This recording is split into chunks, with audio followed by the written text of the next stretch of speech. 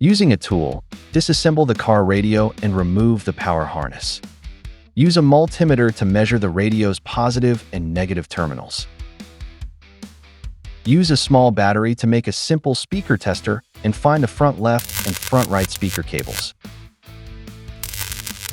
Find the speaker wiring, then use a TD22 high-to-low level converter.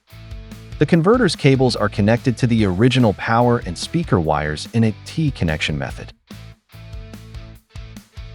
Route the subwoofer's power and RCA cables along the inside of the car door trim. RCA audio cables and the REM wire need to be routed through the passenger glove box to the car radio bay, then connected to the high-to-low level converter.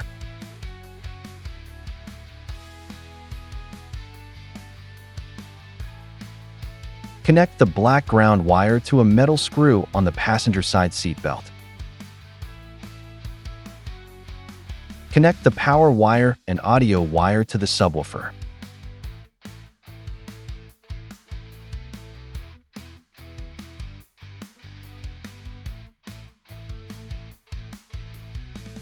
This is the volume control knob, which can adjust the volume.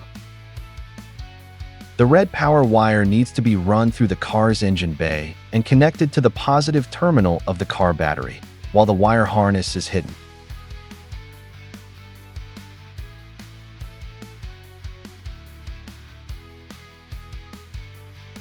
Finally, start the vehicle and test if the subwoofer is working properly.